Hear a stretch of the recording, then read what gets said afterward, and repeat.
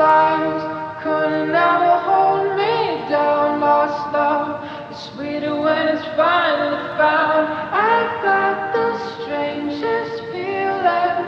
This isn't our first time around.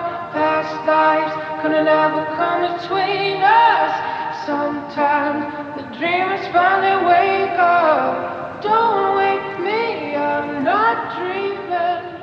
Don't wake me, I'm not dreaming. How you guys doing? My name is Scott Detweiler.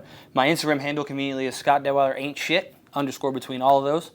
Long story on that, we might get to that later on. And my profession is I'm a professional. I have a business and I sub for multiple companies. We do stone and marble countertops, fireplaces, bathrooms, kitchens, anywhere you can put stone, we put stone. Probably as long as I can remember. Obviously, the same, 2001 I think is when Fast and Furious came out, and that kind of like solidified the fact how cool I thought that really was.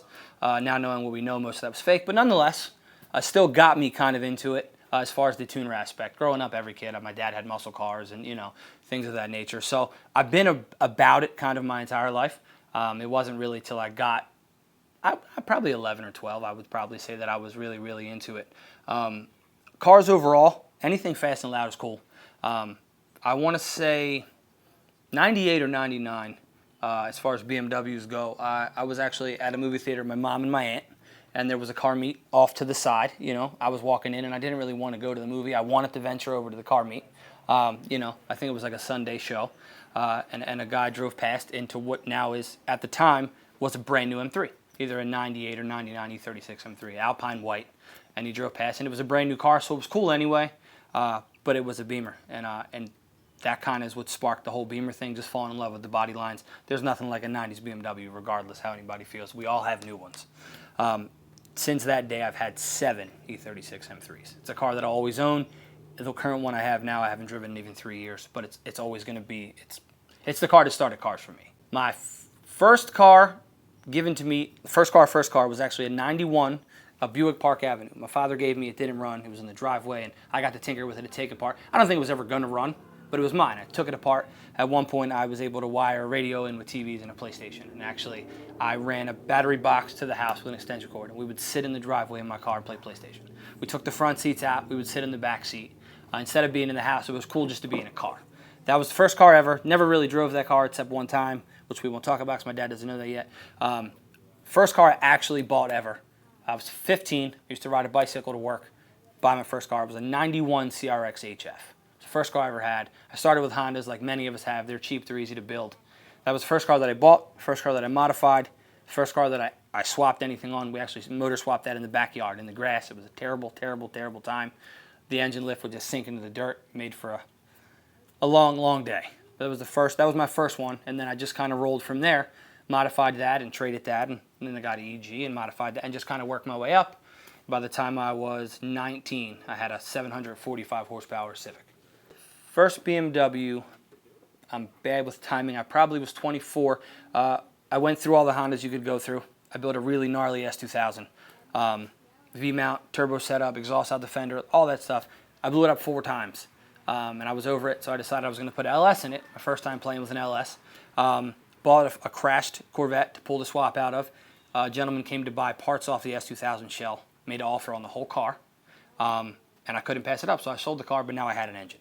I don't know what to do with this engine. I started looking at cars that it fit in, kits and stuff like that. And as soon as I saw E36 was one of the kits, flashed back to the first one I ever saw, and I knew. So my actual first BMW was actually an LS swapped T56 6-speed trans in a 95 M3. The first one I've ever built. I didn't drive anything Euro powered prior to that. I bought it with a blown motor. So my first ever BMW was LS powered. So it wasn't the same concept as most people start on, but just the drivability, the handling, the looks, just the chassis itself.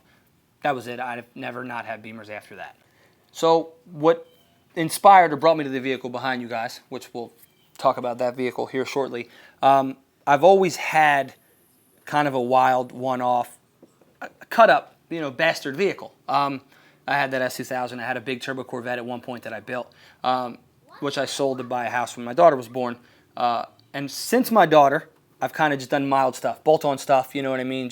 I didn't want to spend a bunch of time in the garage when she was little. I wanted to be in the house.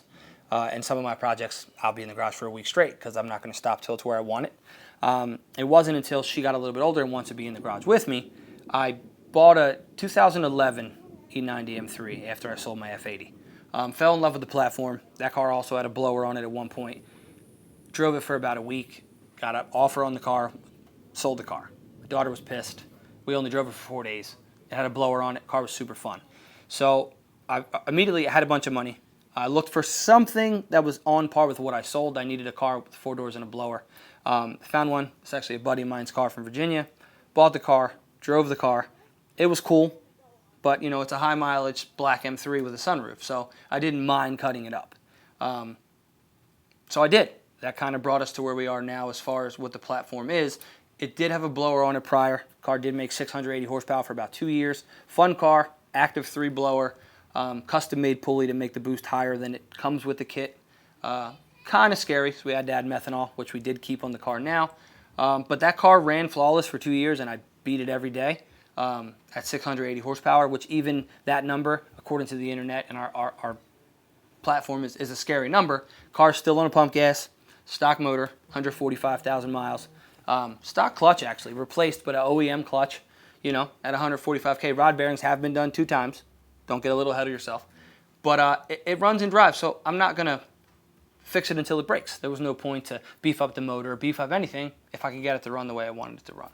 While working on the car one day, I realized how big the muffler section, the muffler box on the car is. The E90 that I had prior had an OEM modified box, which I removed and realized it's yay big. And then this had a Mr. Craft GT2 on it, which is also kind of large. And that kind of made me think. Like, I've seen a lot of information on why people don't turbo them. I think there's 3 that are known to run now. 2 are Gintani cars, which is a kit, and the other one's a custom one made by a guy in Maryland. But I didn't want it in the bay. It's too tight. You lose AC with some of the kits. And if I was going to put it all the way down the bottom in the bay, you wouldn't be able to see it. All that hard work and money spent to get it to run, and no one ever sees it's there. Mine's a little hidden, but you can still see it. So one day while working on the car, I was kind of like, if I took this muffler down, we have all kinds of room to put stuff back here. And I did have a vet before, so I do know people do rear mount setup on those, and STS makes a kit, and I know no one made anything for this car, but the idea was kind of there, and it kind of stuck in my brain for a while. So I called a buddy of mine who's a fabricator, not local, about an hour from here, Pocono, Zach from 259 Fabrication, and I was like, hey man, when you have time on the weekend, can you swing down my house, look at something with me? I have a crazy fucking idea. And he didn't even have to ask. He's like, I like the way it sounds already. I didn't tell him turbo. I didn't tell him anything. I said, crazy idea. And he was on board there. So he came down. We looked at some stuff, and we both determined that we could do kind of what we wanted to do. Space-wise, we didn't know how much it would cost or what would entail to do it.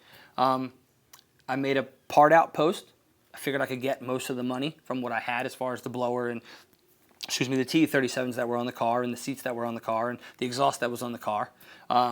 It wasn't anywhere near enough to do what we did, but it was a good start to do so. Took everything apart, got enough money to buy the turbos and a lot of the parts up front, sent him the car, and first take on the car, he started fabricating it, and he calls me and he's like, hey, do you care about your trunk floor? I'm like, no, I don't. What do you mean? He's like, I'd like to tuck them up higher. So that was the first thing we cut. There was no going back at that point. Cut the trunk floor out of the car, and then my idea, which you can kind of see behind me, you can't see now because the wheels are big, but there's photos. I have air intakes on both sides of the bumper, like knocket ducts you would see in a NASCAR window. They're APR carbon ducts. I wanted, air to drag off the car and, and vent into the turbos that way, which we determined we couldn't really fit because the back of the E90 on the driver's side, you have the charcoal canister and the evap system, which is a box that's about this big. And on the other side, you have the battery tray. Most BMW trunk batteries are in the trunk. It sits a lot lower. And he looked at me and goes, hey, we can cut it off. I don't care. So we cut that, moved everything up. At that point, we were able to fab the stuff we fabbed. Not really anything challenging because they have factory dual exhaust. So, 2 headers into 2 pipes and they run next to each other. So we had a channel for 2 exhaust pipes. So we exhaust on one side, intake on the other side. So that fit. The hardest part of the fab work would have been the intercooler piping. From the intercooler to the back, there's no space. It's a natural V8 car. It has frame rails and then it has the motor in the middle with 2 sets of headers. There's nowhere to get piping to the back. We toyed around with all kinds of ideas, notching the frame rail on the bottom, notching the control arm on the bottom. We were going to delete the AC, which I'm old. I'm over that, driving around sweating stuff. And with the carbon bucket seats, it's just like you'd be sitting in a pool. Plus my daughter again. So what we decided to do, and this was mainly Zach, who's my fabricator, we took the factory belly pan on the car. He traced it on a piece of aluminum, cut it out on a plasma table, and then we welded 1.5 inch, 1.75 inch spacers to the bottom of it. So it bolts in the factory location. The oil change is in the factory location. The jack point, everything's there. It's all cut out, but it's spaced down X amount. And what we were able to do in that point is incorporate the intercooler piping to the top of the belly pan, which is probably the coolest part of the whole car that nobody ever sees. The intercooler piping on the passenger side comes out and it smooths down into an oval. Then it goes into a square channel, which is actually welded to the top of the belly pan, flows between the engine and the belly pan, and then opens back up, and it allows me to do it. Also still protects the motor and protects the intercooler pipe from getting smashed, which is, again, probably the coolest part in the car as far as fab work, and no one will ever see it. As far as the rest of the car, it's got 2 comp turbos on the back, 62 millimeter oilless turbos. It's comp CTR. You actually grease them every 3,000 miles like a piece of hydraulic equipment. Obviously, we didn't want to run a scavenge pump in the back. We didn't want to run oil lines to the back or coolant lines to the back. More plumbing, more risk. Scavenge pump, if it fails, you can blow your engine. And the car is substantially low, and the roads here aren't the best, so I didn't want to rip a line off, which is why, again, we tucked the turbos up as high as you can go. It had an active plenum on it. It was too tall. It hit the hood with the solid mounts that we made for the car, so we converted it to an ESS supercharger plenum. It's the 550 plenum, which was the first one they ever made. It's non-intercooled, so no brick inside, which allows me to run the front mount on the car. As far as the engine bay, relatively stock. It has a custom PVC delete, which goes into a coolant catch or a oil catch can like you would have on any normal modified turbo car. A guy in the UK named Gareth from Hal Racing makes that product. It's all built. It's really cool. Simple, bolt-on. He also mapped, made, and produced the Cyvex that's on the car. It's on a full standalone system. Trying to get the car tuned has been nothing but a nightmare. A lot of people wouldn't touch it on the stock computer, even though the 3 that run currently are all on stock computers. I originally hit that guy up. I was in a rabbit hole one night on YouTube looking at turbo E90X cars. There's not a lot of them, but I came across this page and I went to his Instagram, and the first video that popped up was a S85 V10 M5 motor with the F80 DTC trans in an F80 or in an E30. It was a pretty wild car. So I messaged him. The time difference was great. He was awake. It was like 3 in the morning here. It was 8 o'clock there. And I was like, I have a kind of unique build I'm doing here. I could use your help. And he's like, what's unique about it? And, when I show people the rear of my car, most people are like, oh, shit, He was like, okay. And then he sent me a picture back of his own garage, and he has 2 turbo, a red E92 with 2 big turbos in the bay. So I'm like, all right, well, this is my guy. I'm like, I've been looking for you, but I didn't know you existed, And he's helped me a lot with the project, but still trying to find someone to tune the car here has been hard. We've had the car actually on the dyno for the last week and a half at my buddy's shop here in Lansdale, RT Tuning. He's familiar with Cyvex, not familiar with this platform turbo. Most people aren't. So we've been kind of playing with it with help of the guy from Hal Racing in the UK, tuning in remotely to try to get the car to run. It's up and running. It's not at its full potential. There's no power numbers on it yet or no boost numbers on it yet. Still kind of working on it, but it's just trial and error. It hasn't been done. There's no book to look at, Car is still on 93 octane, stock pump, ID 1000 or 1050 injectors. It's on methanol, which we kept. We needed it for the blower, but I figure it can't hurt to keep temps down. But I haven't had an issue with the car running. We just have had issues with the car trying to run with the hardware we added to the back of it. But as far as that, essentially stock appearing on the outside E90, minus the carbon bits, one-off wheels I had built in my I love Jap wheels. I'm a Japanese wheel guy on all Beamers. I know people don't like it, but it's my thing. Might be my Honda roots. Inside, essentially completely stock, Tillet B6 full carbon buckets. They're not comfortable at all, but they're cool. That was kind of the same thing with the idea of the car doing something people don't do. You don't really see them in a 4-door. They're mainly in R8s to save weight. C6 vet or C7 vets run them. C8 vets run them. They're cool. They're just not the comfortables for a long drive. The car's supposed to have a cage and a rear seat delete. Again, my daughter won't let me do that. She likes the car too much. So that's how it'll kind of stay inside. I'm going to add harnesses at some point. But as far as the car goes, I hate to say it, but I think it's done. We're never done, but I think it's done.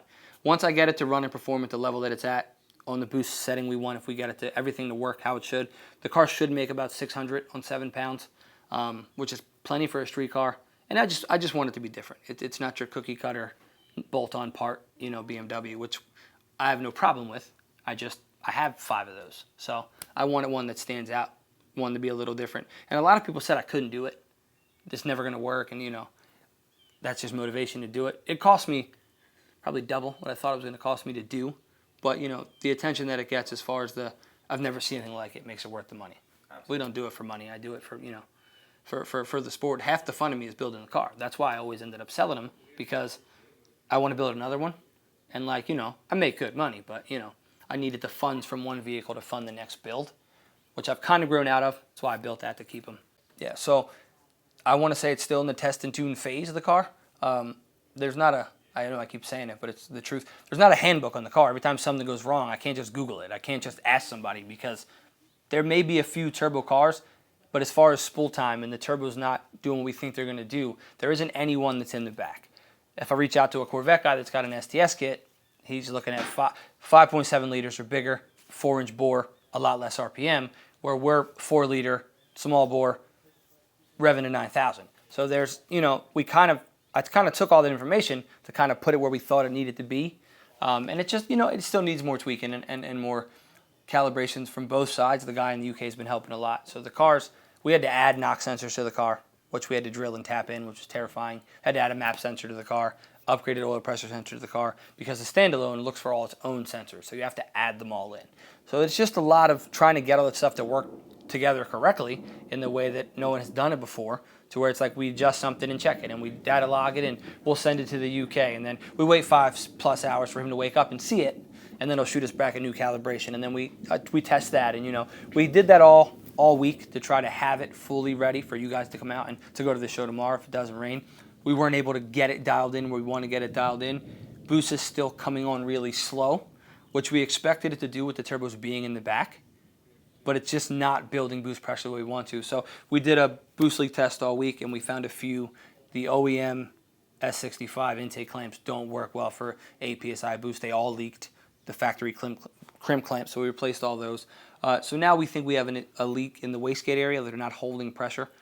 So we'll go back to the shop and pressure test those hopefully this week coming up, and make whatever change we need to make then as well. Probably going to leave the car alone till winter after that, just because there's a few key shows I want to get to. The car does run.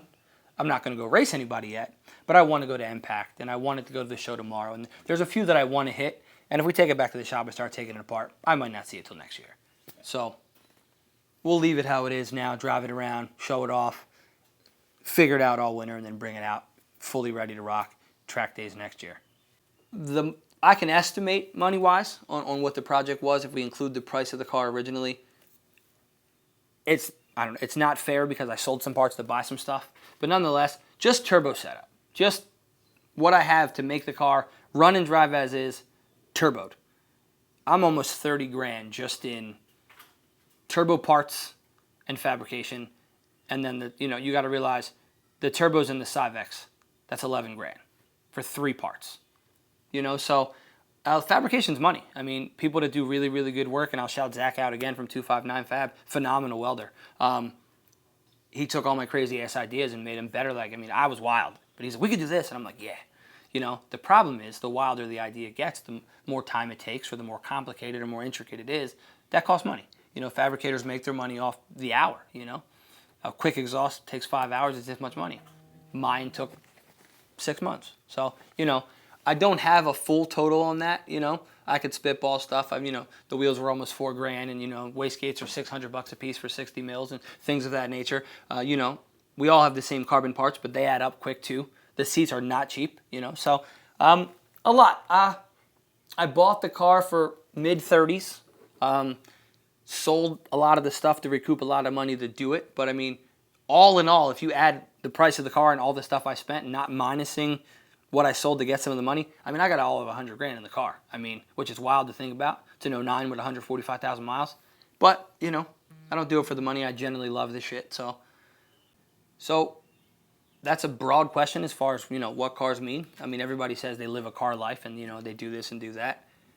I literally think and talk about cars 24 hours a day. I get yelled at for staying up late. Who you on the phone with? What's going on? My daughter's yelling at me. I'm on Marketplace every 5 minutes. I don't know what I'm looking for, but I'm on there. But I'll be 36 on Monday. And I started this when I was probably 11. And it's the biggest part of my life as far as anything but my family goes. Like, I literally live, breathe, I talk about it 24/7. Even high school wise, like, I've never had a drink a day in my life. I've never done a drug. I've never tried a drug. I've never tried beer. I don't know what it tastes like. I was always so busy in the garage. That's what I did. Every Friday night, I was in the garage. I had no parties, I didn't do anything. It's to the point now where even if I go to a bar because my friends drink, what are you doing here? What's going on? It's not my scene, but this kept me normal. Kept me out of trouble, got me in trouble, I have speeding tickets and things of that nature and whatever I may be. But it keeps me out of, I don't want to say doing stupid shit because some of the shit we do in cars are stupid. But like, it keeps me home. Like, it keeps me, I don't want to go anywhere. I went to school for mechanics. I generally enjoy working on cars. That's why I don't do it for a living. I could work 12, 15. In fact, I do. I work 12, 15-hour days sometimes. And again, I'm a granite installer, but I also have to carry the stone, So I'm beat when I'm done work. And I still come home and I come in the garage and I lay on a concrete floor and I'm happy about it. If I worked on cars all day, I would come home and I would walk. I would hate my garage. I would never want to be in there, That's the outlet for me, is the car, you know what I mean? Self-expression. I get that you can do whatever you want to it. It does ruffle feathers, which I find awesome at the same time. I like that people don't like my car. I like that people think it's not going to work. I like that people, that's just, a push in the right direction. That, like, people, you're getting attention, whether it's good or bad, You can't knock the fact that the car is cool. You might not like it. You might disagree with it. You might think a blower's better, but you're still going to talk about it. And it's been like that for the longest time, no matter what I build. I like the attention it's brought. Not to sound any kind of way, the fact that you guys are here to interview me about a car that I built is awesome. It means the car's got cool enough that you want to get shared with people, which is also cool. Same way I'm covered in tattoos. It's expression. Like, I get that. To me, it's art. Like, what he did in the back, and you guys will see pictures of it when they post them. The back of that car is art. It's $30,000 in one picture, but it's art. Like, and it's better than I thought it was going to be. And I seen it in my head, which is kind of what I do with all cars anyway. I see stuff before I even get it. I know what I want to do. So, he just brought it to life. And I think that's about it. I'm Scott. My Instagram is Scott Detweiler Ain't Shit. People would argue that. I think I'm shit. But, thank you guys for checking out my car. Thank you to the guys at Bimmer Invasion for giving me the opportunity to share it with everybody. And that's it. All right, that's a wrap. Cool. Cool. Simple enough.